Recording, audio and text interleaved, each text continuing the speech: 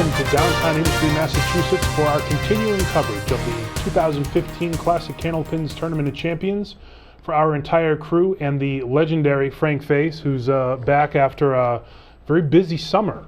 Yes, very busy. Yes.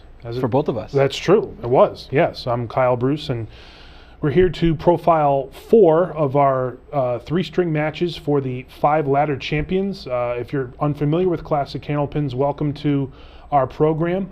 We've had over 100 roll-offs to determine these 5 ladder champions. They're going to be competing in the Tournament of Champions. And today we're going to be featuring the 4 and 5 matchup. And this should be a great match. Our number 5 seed is from Watertown, Massachusetts, Brian Fournier, who Frank threw a 644 to win his roll-off, and it only took a 328 to win his match, but it's enough to get into the tournament. Yeah, fortunately for him, his opponent Brian Fuller threw an equally good ball, but it just didn't seem to work for either of them, really. They both kind of grounded out. And you could say the same about Tina Ward's match, right, where she came back with a double strike to take that 4th seed. And so considering neither of them really threw a high string to win their ladder, perhaps this is their opportunity to kind of display the best in Candlepin bowling. And I don't think it's out of the question to present Tina as perhaps the best female bowler in the world. Well, I think that, and I've been saying that for a while. And I hope that perhaps after this tournament people will get on the bandwagon because of not just the kind of ball that she throws, the ball that she throws in Amesbury, and the fact that she goes to some of the tougher houses that are around, and she's thrown big numbers at Central Park, for example. No question. And I think that helps when you go to different houses like that where you really have to earn it. This is a place where you earn every pin that you throw. So I think this will be a great matchup. The winner of this particular matchup is going to face Keith Beaupre next week in the 2nd round matchup. We're going to go down to the lanes in Amesbury for the opening ceremonies, and we'll talk to you in the post-match show. Hope you enjoy it. We want to be a champion. We want the trophy that says champion. And we want to be the first champion, which to me means something. That means a lot. Everyone on this ladder is, we're all champions. We're all made it here. We all threw our best games to get there, and it's anyone's game. No one can't look past anybody in this game because there's just too much can happen. For being a woman, they don't think I can bowl as good as them. Some of them, a lot of them, they know I can bowl, and they get a little bit nervous bowling against me. Knew that we're friends before the match and we're friends after the match, but during the match, there's no you're not friends with anybody during the match. You're bowling your own game and trying to win. We knew that. There was no high-fiving, no yelling and rooting for each other or any of that. We just bowled our match.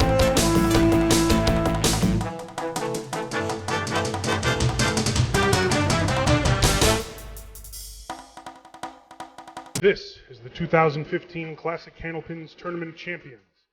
And now introducing our 5 ladder champions. First, from Watertown, Massachusetts, our 5th seed through 644 in winning his roll-off, number 5, Brian Fournier.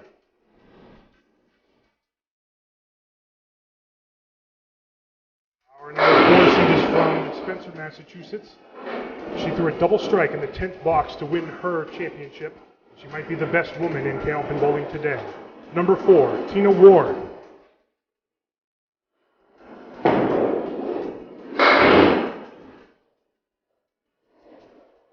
Our number 3 seed is from Lynn, Massachusetts, and is the winner of the 2015 Summer Knockout. This is Keith Beaupre. Our number 2 seed recently had his high triple increased to 489, and at 20 years of age might be the best in the world today. Also from Lynn, Massachusetts, number 2, Jonathan Boudreau. And the top seed of the Classic Candlepins Tournament of Champions threw 380 to win his ladder championship and defeated Dave Godwin and Nick Zuffalato. Ladies and gentlemen, the number 1 seed of the Classic Candlepins Tournament of Champions, from Amesbury, Massachusetts, this is Mark Ritchie. Welcome to the 2015 Classic Candlepins Tournament of Champions. Hello again, everybody. Welcome to The City of Champions, Amesbury, Massachusetts, for the 2015 Classic Candlepins Tournament of Champions, along with Rich Lamoni, Frank DeLuca, Scott Moore, our entire crew. We're excited to be here. It's been a long time coming, and we're going to close the book on the 2014-2015 season. And Rich, there's only one way to put it. The tournament is here. We have our 5-ladder champions, and a lot of storylines that are going to be covered. Could be a heavy favorite, but who's to say? It's tough to say with 5 champions. I mean, they all battled to get here, and they're going to battle today. I mean, you have someone in the tournament that threw a double strike to win their match in the last box. So anything can happen. It's going to be exciting to see. That's a great point. Anything can happen. To me, there is no heavy favorite because anything can happen. As I said in the introduction, Jonathan Boudreau could be the best in the world right now. I think Tina is the best woman in Candlepin bowling. We have a lot of things that are going to be answered right now. And we have a great first-round matchup. We're going to have Tina, who's our 4th seed, go against Brian Fournier. And Brian will throw our first ball right after this timeout. Welcome back to Classic Candlepins, the 2015 Tournament of Champions. We've waited a long time for it. We're closing the book on the season. And this is a profile of our number 5 seed, Brian Fournier from Watertown. Won the toughest ladder, I believe. Rich. Oh, yeah, definitely. And I also believe. Yes. Nice bid, but couldn't carry the 8. Frank obviously is alongside the voice of Alley Chat, and I think one of the best interviews that you did as Brian starts his match off with a 10 box was with Brian, and really detailing the change in attitude and confidence and how that affected him in a positive nature last year as he looks at the 4 horsemen on the right side. His best year as a pro. Absolutely. He's made such progress this year. Was right on the object but couldn't carry the 10. It's always fun when you have a teammate that in the middle of the season comes up to you and apologizes for his poor performance, averaging throwing 350s 5 weeks in a row. I'm just not cutting it right now. I'm 351, 358, 353, throwing that consistent game every week and complaining about it, and that's what you need in an anchor. And he does that for us. That is the nature of Brian Fournier. We just saw the profile of our number 4 seed, Tina Ward, who buried in the pocket and is looking at the 5, 8, and 10 with no wood.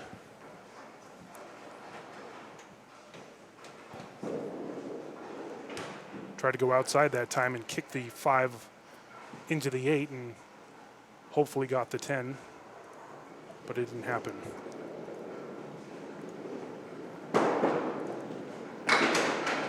Nice bid, but gets a 9 out of it. Tina from Spencer, Massachusetts, quite a long ride to come to the City of Champions for the Tournament of Champions. We have the banners, the bunting. Rich is wearing a tie. You're wearing a tie. This is true, yes. I'm wearing a tie pin. That's true. Yeah, we'll have to get a shot of that later because Frank is wearing a custom tie, custom Candlepin tie tack. Tie tack. That's the one. Thank you. I was looking for it. Just slid by the object that time. So Tina will be open for the first 2. If you haven't seen our program before, welcome to the broadcast. We feature 4 3-string scratch matches. And these are the 5 winners of those ladders as Brian buried it in the pocket and is looking at 5, 7, 8, and 9. Just slid by the object that time. Brian threw a 328 in winning his match which was a grinder for sure. He defeated Brian Fournier Jr. to win his ladder championship. And that was a bit of a surprise. Not so much that he defeated Fuller, but more so that the score it took to beat him. I remember that very clearly, Kyle. It was tough. They did. It's not like either of them bowled poorly. They were in the pocket. They were hitting their objects. Things just weren't moving. Yeah, the ball, I think, kind of flattened out on both of them. There were a lot of, there were some punches and splits. That's an 8 box. And a slow start right now for Fournier, as one of the accomplishments I remember from the broadcast saying that, from the Alley Chat broadcast, that he averaged 120 on the road on Friday nights. Yes. And that's quite an accomplishment. Absolutely. You know, it seems to me that it's always interesting how the conditions of the alley change. That it's going to be different 4 hours from now when we're in the final. And pins might be reacting differently because they're going to be pounded all day. Right. So different things are going to happen. Oh, what a bid. Leaves the 6.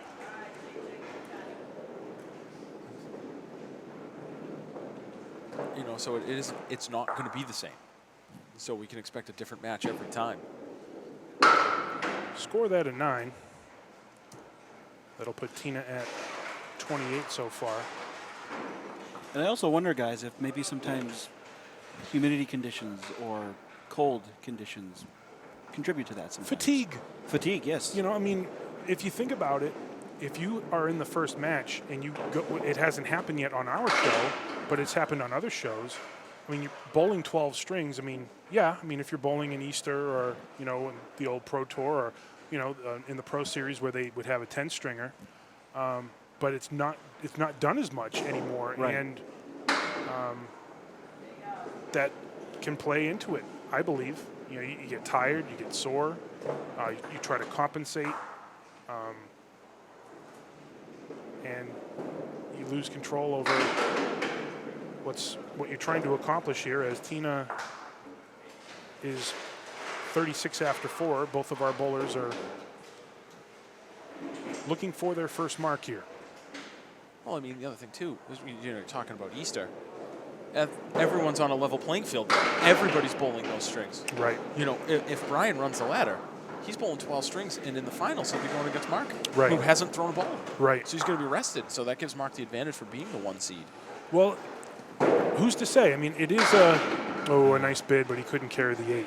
It is an interesting contrast because we've seen actually the Friday night team out of Amesbury did not get a bye in the playoffs, and sometimes when you bowl that extra match, you get that momentum, you get a little rhythm going. Mark was on that team, or is on that team. He's the captain of the team, and that proved to be helpful. So sometimes, yeah, of course, 3 strings to the championship for Mark. He's got the shorter road, but sometimes it can be a bit of a benefit to warm up a bit. Try. I mean, it worked out exactly what you're saying last year. We came in as the 12 seed. We bowled against Regal and those guys, and we took them out in the first match and moved on to the number 1 seed, and we were all over them the first string. And we battled. It was close. And, you know, we had the momentum early, but they're the number 1 seed, and they just annihilated us the second string. And so, you know, we ended up what you would want to say run out of gas. I mean, we didn't have it. Tina's full on the head pin. She has a 3 and 1 to look at. And still 4 pins standing.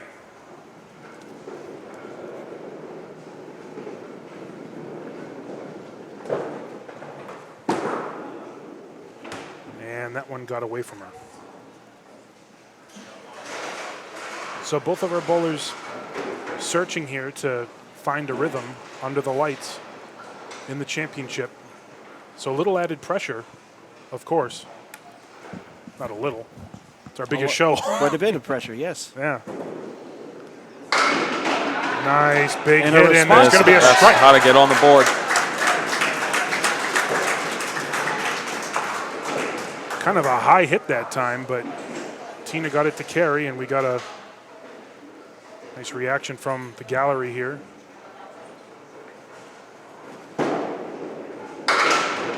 And baby split for Fournier as he was able to kick out the pin in the corner. This will be the 2-7.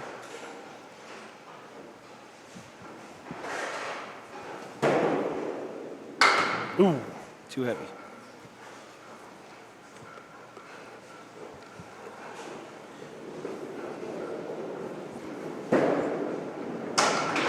And that's going to be a 10.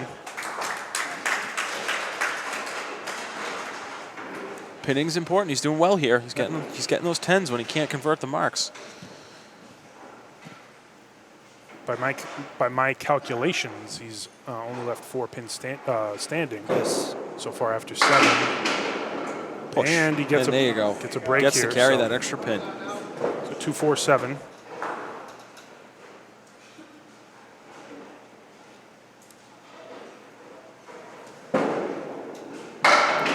Wow. No luck. I think that piece of wood in the back's affected the 4 pin going into the 7 pin. Okay, so that's 10 box, and Tina has an opportunity working on that strike with the 2 bonus balls to build some separation here. In boxes completed, she's trailing by 4, but that's the thing. The great thing about this ladder is that any one of these 5 bowlers can get hot. And look at this. So a 1-3-6 on the first bonus ball. Very good break hitting the 2 pin there.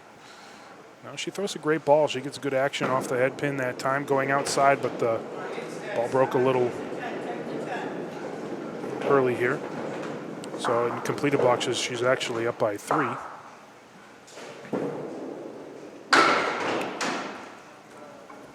And a 9 box will put her at 68.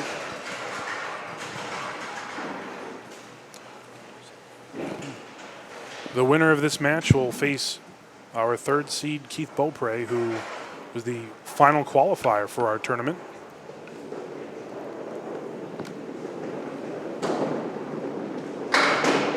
Light hit.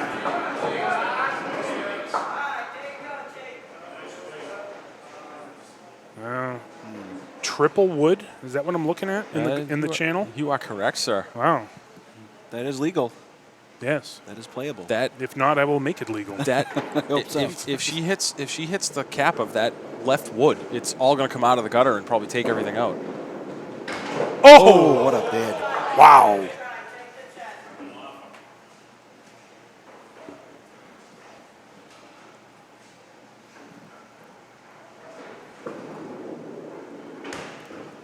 Sliding by that time and looking at a 1-pin match so far.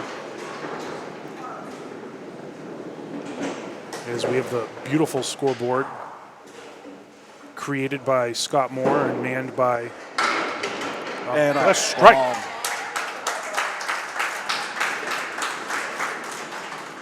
Again, that was kind of a high hit, but he got Almost was going to be looking at the 4-6 there for a Yeah. second. If you notice, the final pins fell upward.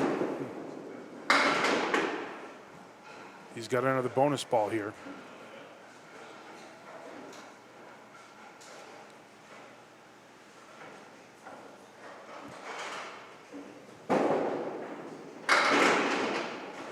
And he's going to fill his strike with 8.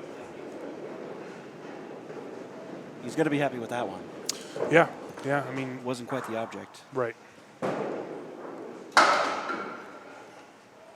And that'll be an 8 box, which will conclude his first string with a 102. It's got to feel good getting that first mark, though. Right, I think both of the bowlers do, or did, I should say. Because there's got to be some butterflies when you're bowling for trophies, which are made by Din Brothers. Quite impressive. Yes, that they are. Of Holyoke. Yes, that's true. Tina's looking at the diamond left. You saying that's impressive for Holyoke? Well, Kyle mentions that because those are the folks who made the Channel 5 show. Oh, trophies. I see. For those of you at home. Yes. And for those of you that are not. Yes. Nice check. Today on the lob line, the illustrious Francis W. Stanwood with his green shoes. Yes. He's watching that lob line like a hawk. It's a nice looking ball. Tino, look at the triangle. 3, 5, and 6. We need to have call-ins for the show. We should call Chris Sacchetti and ask him how to make this. I'll leave you to handle that. That's his favorite leave. Yes. Hence the sarcasm. It's a tough one. It's not as easy as you think it is. And an 8 box. We'll give Tina a 95. Trying to get the butterflies worked out of the system here in the first string of the 2015 Classic Candlepins Tournament of Champions. Brian Fournier, a 7-pin lead over Tina Ward, 102 to 95. And we'll be back with the second string right after this timeout. 2015 Tournament of Champions as we look at the exotic footwear of the illustrious Francis W. Stanwood. That was spectacular. This is Tina Ward. Bounced that one at the line on lane 7.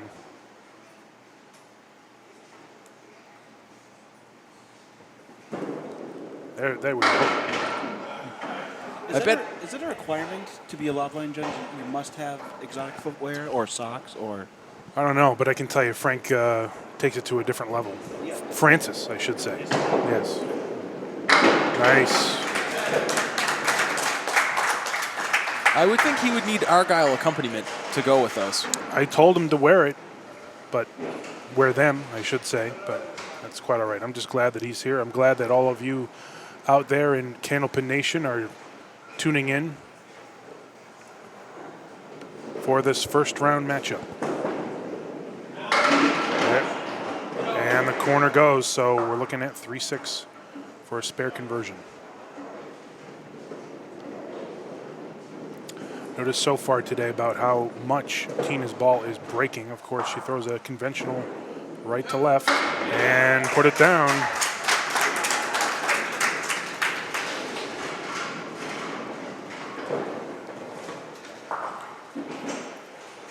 This is Brian Fournier. He's our 5th seed. He threw a 102 in the first string. And he's looking at a single pin to pick up. This is the 6 pin.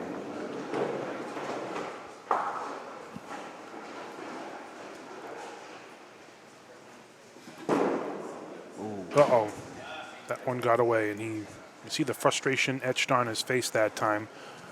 Our expert statistician, Scott Moore, letting me know that both bowlers were 0 for 4 on makeable spares, and 6.5 the average drop on that first ball. So even when they were off the head pin, they got a favorable count anyhow.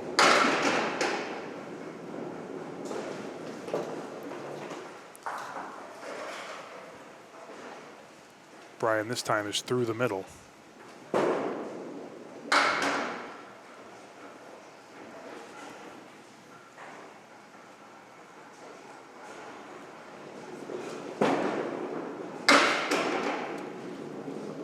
And that'll be an 8 box. Tina's up on lane 7, looking to fill her spare from the second. One of the things is, again, we talk about confidence in Brian's interview with that single pin with the plank. Is that something that's going to stay with him, or does he make the adjustment? Here's the bonus. And a strike.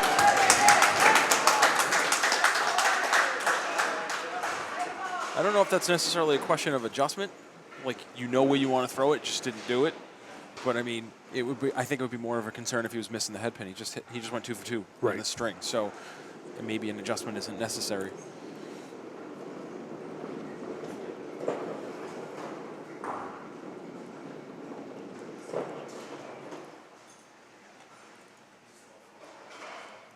Tina's ready to load up on that strike on spare. Right here, there's a profile of here. First bonus ball, and look at that. A double strike. Wow.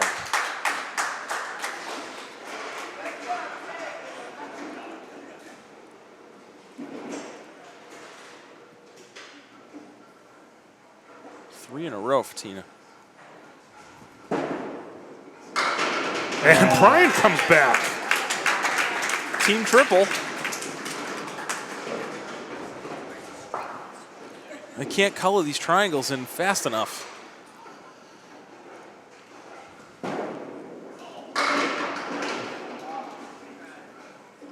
On the head pin that time, and he'll have the triangle to look at. 2, 4, and 5. And a little too thin. So he fills a spare with, or strike, excuse me, with 9. There we go. $10 to put him at 47. It's a big ball coming right here. First ball always the biggest on the double.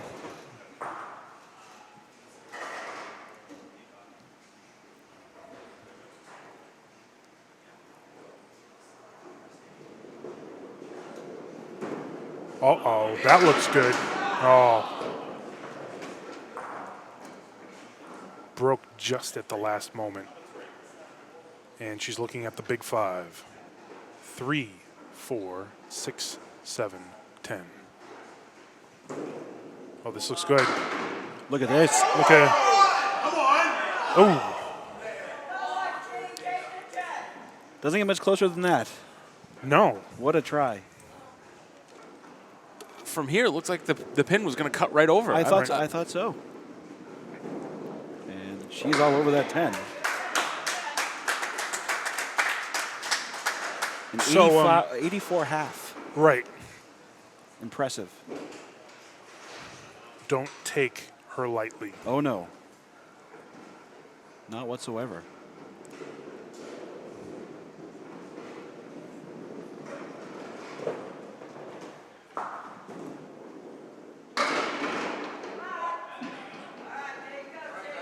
Four horsemen right. That was such a perfect cut. I don't know how that got by the head pin. Funny things happen. Yes, Candlepin absolutely. bowling.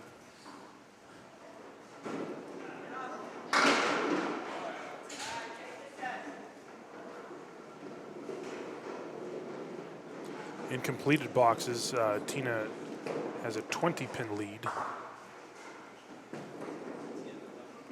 And just slid by that time, so 93 after 6. I'm sure she's very disappointed. You talking about her or Brian? Brian certainly has his work cut out for him here. That's true.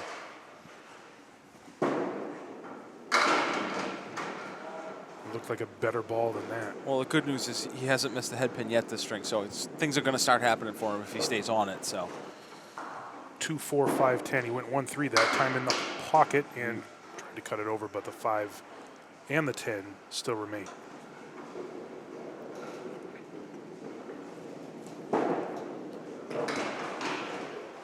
And score that at 9. I'll give Brian a 56 half.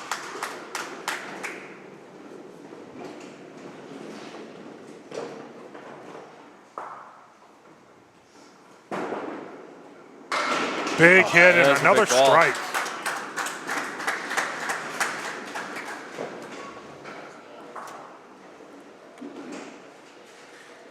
Three marks all strikes so far in this first round matchup for Brian Fournier. And that'll cut into Tina's lead because he's opposite and open on that one. It's going to take a little bit of the pressure off of him, I think. Right. Brooklyn this time. And Tina will have a single pin to pick up. This is the 6 pin. She's throwing a nice ball right now. Absolutely. It's almost as though she can't do anything wrong. She's all over this one.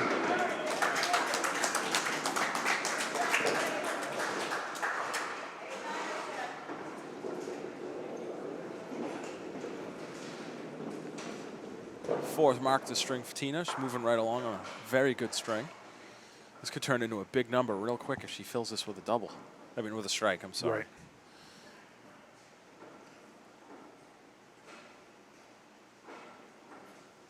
Right. Light hit. And we're looking at 5. Very makeable 5, though. True. I mean, it's good to have that piece of wood Absolutely. again between the 6 and 10, as she is 3, 5, 6, 9, and 10. Looks like she'll be on the off. Oh, she was heavy.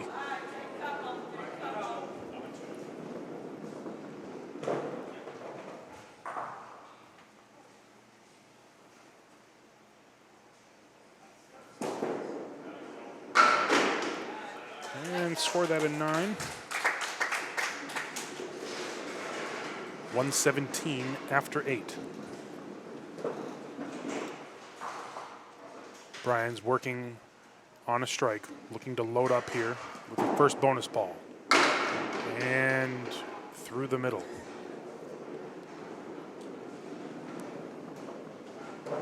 Ball seemed to break just at the last moment to make it heavy on the head pin here. Look at this. Oh, he yes. makes it. Nice shot. Tremendous shot that time to cut over the big 5 leave. He's opposite of Mark 5 here, so he's going to want to load up here with a big count and get another one. And he drops 7. Look at the triangle with no help. 2, 4, and 5. Lead down to 8. Oh. Oh. Ooh. Wow. That was a little unusual. That would have been a great conversion on that. Not exactly how you draw it up. No, not at all. And that'll be a 9. 102 after 8. 8-pin match. Tina wants to finish strong here, going into the 3rd string. Along with Rich Lamoni and Frank DeLuca, Scott Moore, the illustrious Francis W. Stanwood. I'm Kyle Bruce. And that's Tina Ward with another single pin to pick up. This is the 7.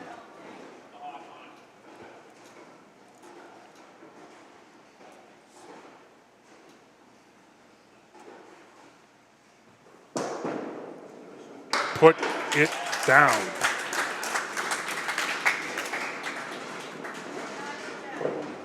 Two for 2 on singles so far. Those are the ones you need to make in a head-to-head match. That's what, in any match. It doesn't have to be head-to-head. In team matches too. You need to make your singles. Right. It's an 11-inch target. Sometimes it can be intimidating. And yes.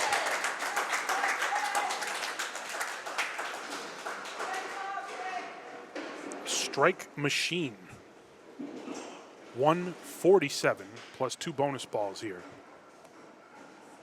I'm speechless. This is fantastic bowling. Just took a little bit to, like I said before, work out those cobwebs. We started a little late today, so Sure. sometimes what okay. happens is, you know, you get cold and it takes a bit to warm up, but Just needs an icebreaker, that's all. And look Yep. what we have now. right. Yeah, I mean, our conversation's much improved from the first string. Yes. Well, certainly between me and Frank. I don't know about you. Oh. But, Well, I mean, we needed to get the ball rolling talking about the illustrious Francis Stanwick shoes. Wow. Stanwood. Yes. I say Stanwick every time. That's he must okay. get mad at me for that. An unusual. There was no mix on that second bonus ball for Tina, but she has a 151 for her second string, so she's moving right along.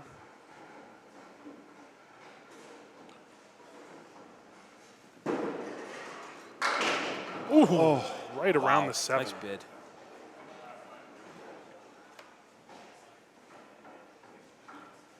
It's a 10 box.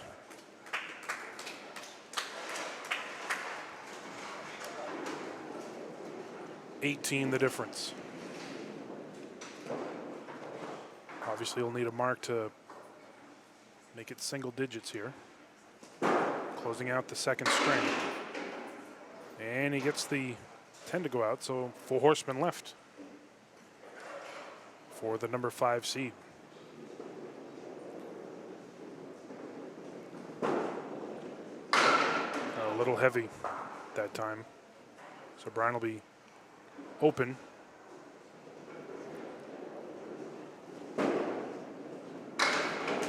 he ends the second string with a 10 box, 122. And a 22-pin advantage for Tina Ward going into the third and final string of our first round matchup. The 2015 Classic Candlepins Tournament of Champions. We'll be back to give you that third string right after this timeout.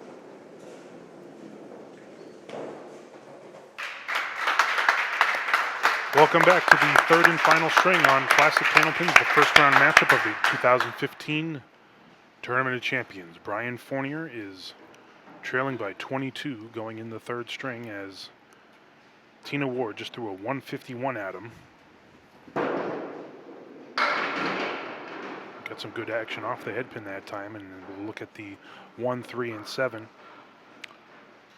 Brian was on the head pin in that second string. He was 8 for 10 at an average first ball drop of 7. But he had some makeable shots. Yeah, he was 0 for 4 on those. He's going to start off the third string with an 8 box.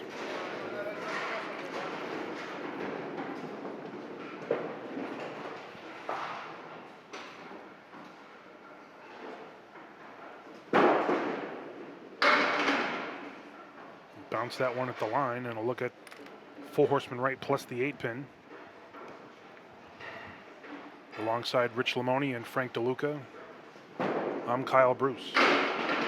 And a nice shot to start off the third string. I think that's Brian's only second spare. He's had the strike ball going. He certainly has. Our number 4 seed is from Spencer, Massachusetts. This is Tina Ward. Yeah, man, she's got that ball working, I'll tell you.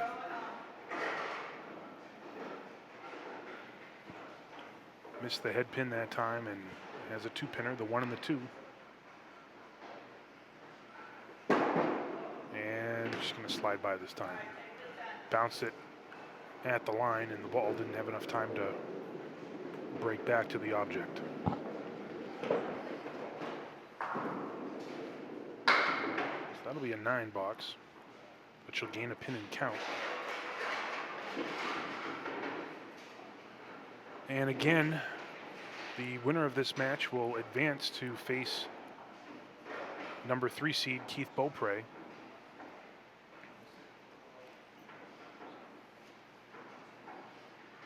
Who threw the ball very well this summer. Wow. Another strike. So she matches Brian's mark. And of course, with the strike, she'll have the extra bonus ball. No doubt about that one, guys. Oh, that's the way it has been all day. He went Brooklyn that time, and this is going to be an ugly lead. But he fills the spare with 7. Anyhow. 3, 4, and 10. I'm not sure how much help that wood will be. Still has 2 pins standing. In the world of Candlepin Bowling, Brian, is someone who's getting his name out there. He's the vice president of let's just say it, the most important league there is in the world right now. Yes. It's Friday. It's so funny to say that, Nickel. Yes. The check mark. Well, it's going to have lint on it. It's been a while since we've done a taping here. I ran Is out it of a all buffalo nickel? Yes. And a little thin. Tip into it. Did not fall the right way. But it's true. It is. It's the Friday night men's traveling team league is 10 box. It is the best around. And the future the best around. Yes. 16 teams this year, full teams, no buys. Thank God. Has that been the 16 teams? Is that the most that the league's ever had? That I know of. As far as I can remember, yes, I believe so. And Tina Came has up at the last second to clip the head pin, thankfully. 6 in the first bonus ball. We'll look at the diamond. That looked like it could have been a Worcester. A very not good leave. 2, 4, 5, and 8. I'm pretty confident the man operating the 4th camera today for us, Herbie Kefalis, probably has an answer to that question. I don't doubt that. Yes.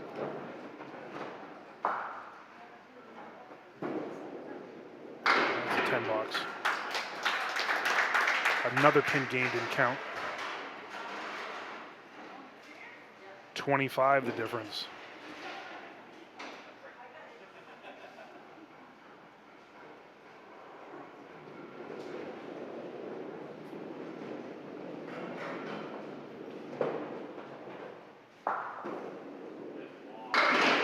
Big hit. 5-9. Rich, what do you think about that wood? Oh boy. She's going to make a liar out of me, but I would be afraid to go to the far right because I think I'd snap it too far over. So I would go almost as if it wasn't there and go right at the 5 pin. And She put it made down. me right. Finally, took 5 ladders for the bowlers to figure me out. She made me look good. Or for you to figure them out. All right, very good. Silence is deafening. Yeah. This is Brian Fournier. That's what we're going for. Late action. Any action will do. 1, 7, and 8. This will not be an easy one. But he's due for a shot like this. He made the big 5 before.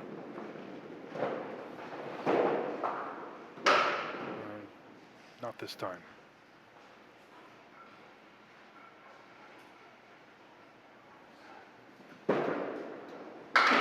That's what he wanted to do. Nice shot. He's been pinning. Yes. He certainly has. You know, it's just, I think he's been a little full and he can't break up the splits. Can't carry that extra pin, and that's all the difference. He's one of the best technical bowlers around. I feel like he knows how to hit every single shot. And that's one of the things he brings to the table for our team. You know, he helps all of us out there on the lanes. I've never seen anyone find so many possibilities in reading the wood like Brian. It's a science. It is. And every shot is unique. Every shot. Of course, yeah.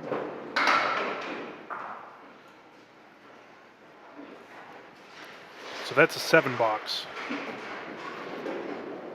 And that'll put Brian at 61 after 6.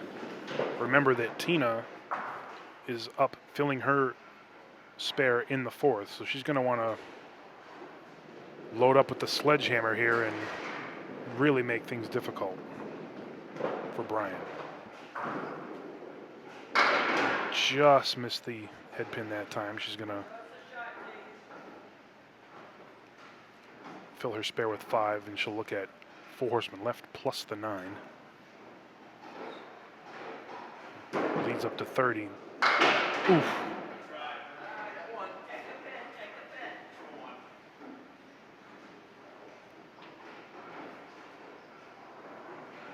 I said it in the open. best woman in the world. How do you guys feel about that? I'd agree. It's an 8 box. At this point in time, I'd certainly agree. If not, definitely in the discussion. Yeah. You know, if you come up with another name, right. You know, Brooke Anton and they would Amanda Carroll will have, you know, something to say about that. There's been a lot of publicity this year, especially this year for Lynn Thompson, who probably held that title for many years. That's kind of how it's been for Tina Ward today, but she's got to be happy with that one. Yep. Those women are all exceptional, all three that you named. But I think for what you're discussing today, and for what we've witnessed, I think Tina's more explosive.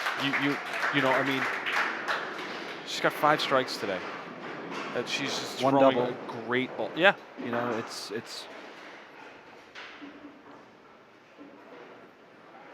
There's a shot of Brian. He needs to get that And strike ball back. And there it is. It's be a nice spot to double up right here, don't you think? I think so. It's, got to. Now's the time. Pretty much got to. Yes. Yep.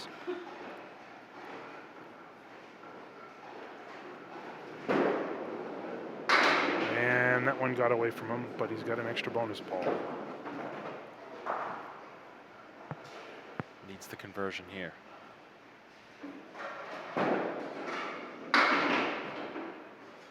He only fills the strike with 6. It's not how he wanted to take advantage of it.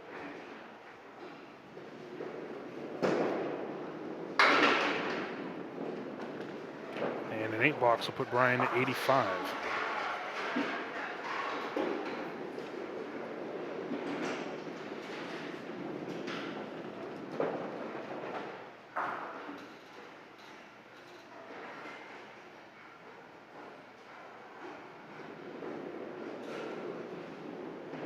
That look of concentration right there. Nice shot too, going into the. And that 7th take it out. Go. Oh, it is Ooh, not. It's not. Can't tell the angle from here. Looked like it was going to take it. It had the velocity. It certainly did. I don't think it had the correct angle. Right. Fill of 8 on the spare. The 3-7. I'd put it right there. Yes. She had a strike, didn't she? No. Oh, it was. That's right. Okay, I got it. You are good. You get when you get them all on the first ball. That's Thank you for clarifying that for me. It's my pleasure. Appreciate it. You're a champ. Not quite. You guys are though. Do you want to That's teach him why the you're ABCs next? Yes. Bonus. And she's through the middle.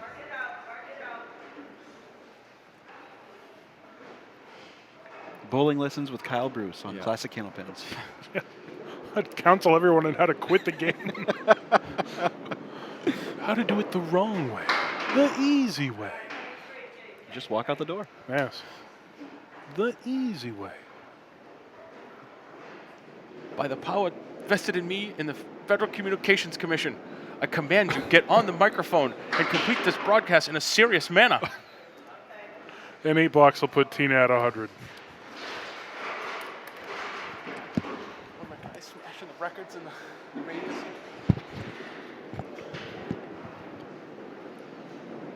Brian's down by 37 here. And he's got the 1-2-8. So he's going to have to mark out here. Spare, triple. Right. At least. At least.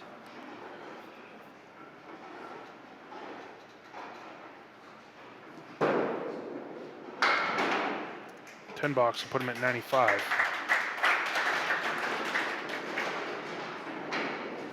But even a triple in the 10th is only going to give him a 30. So it's not going to do it. Yeah. So we have a.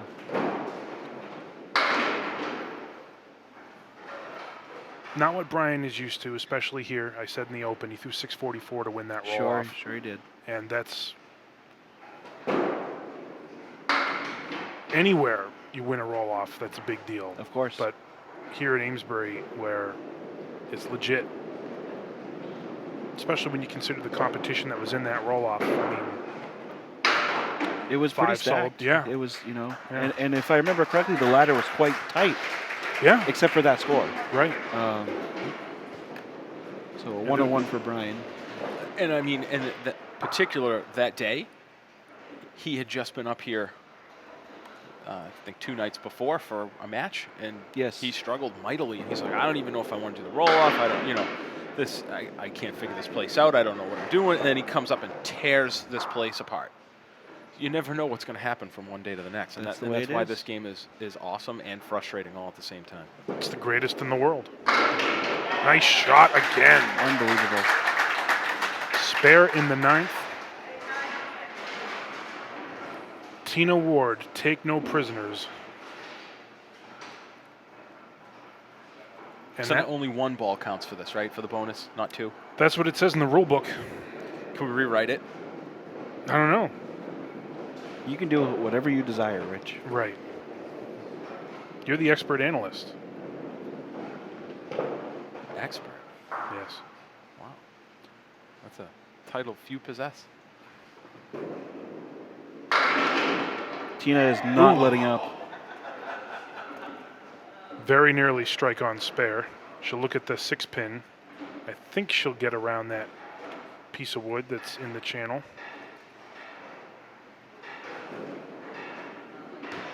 And she tried so hard not to clip the cap that she Right. overcompensated the other way.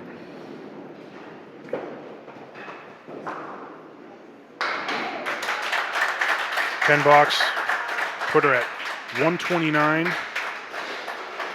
and she'll move on next week to the 2nd round to face Keith Beaupre as she pulled a great match, defeating Brian Fournier 375 to 325.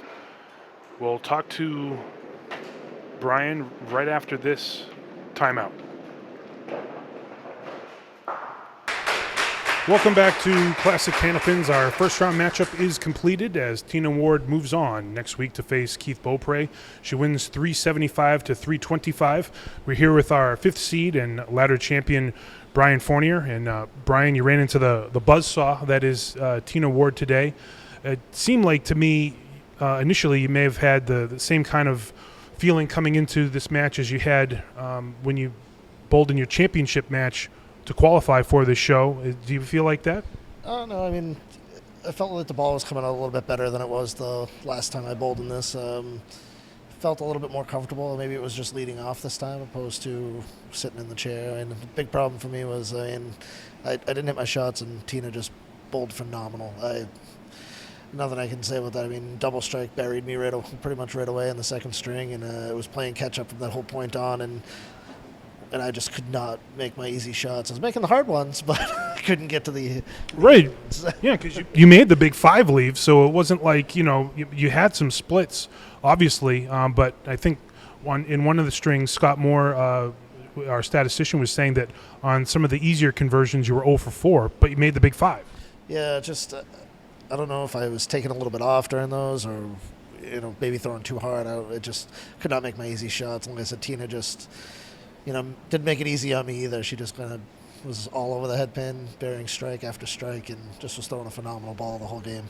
Well, there's also something to be said for the fact that, okay, you write down, you miss easy spares. You were on the object pin for all of those. So, I mean, it's got to be a frustrating day when you hit the shot and it doesn't go. I mean, so, you grinded, you battled, and it was closer than the score indicates.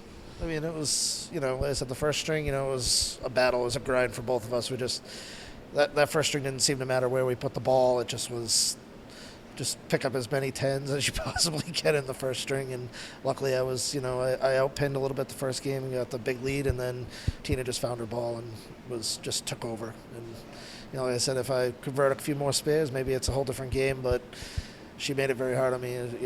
Was playing catch up the whole game. So nothing I can do about that. She just kept, when she got out in front, she just led with it. Well, in any event, Brian, we have a trophy furnished by Din Brothers for you for being in our Tournament of Champions. And next week, As I said before, Fournier-Ward will move on to face our third-place qualifier, Keith Beaupre. For our entire crew, Rich Lamoni, Frank DeLuca, and everyone here, I'm Kyle Bruce. We'll see you next week on the Classic Candlepins Tournament of Champions. Well, the first round is over. 1 down, 3 to go in the Classic Candlepins Tournament of Champions for the 2015 season. Fournier-Ward, who's our 4th seed with a 151 in the middle string, takes out Brian Fournier 375 to 325, and she'll move on next week to take on Keith Beaupre from Lynn, Massachusetts, who was our 3rd seed. And Frank, this was an example of both bowlers having a kind of a feeling out process, I think, after the opening ceremony, and I think it was 102.95 in that first string. So we know that they're much better than that. Of course, kind of a slow start, but you got to consider under the lights. That's the way things are going to be. Right. And just like Tina did the last time she was on the show, she threw that double strike in the second string and really kind of got things going at that point. Brian had a tough time, especially on his second ball. Right. Really couldn't keep up with her, but that's the way Candlepin bowling is. Eerily similar to the match in which he beat Fuller. Right. I think he threw 328 in that match, and when he was on the head pin, he couldn't carry the extra pin, right. And he didn't have the second or the third ball really to do what he normally does, because he wouldn't be in this tournament if he weren't a great bowler. Well, if you throw a 644, you've got to have that second ball. Right, especially in that ladder. Right. I think that was an example of in that broadcast where Sure. you have Fuller, you have Chester Cove, Michael Gender, Starner. And those are 5 quality bowlers. He's the number 1 seed, 3 strings to the ladder championship. Here he is, and maybe a little disappointing, of course, because he's not moving on. But I think Brian will be someone that will be heard from, going forward. And we talked about Tina before. She's moving on next week to face Keith Beaupre, who is from Lynn, Massachusetts, our number 3 seed. And for our entire crew and Frank Face, I'm Kyle Bruce. We'll see you next time on the Classic Candlepins Tournament of Champions.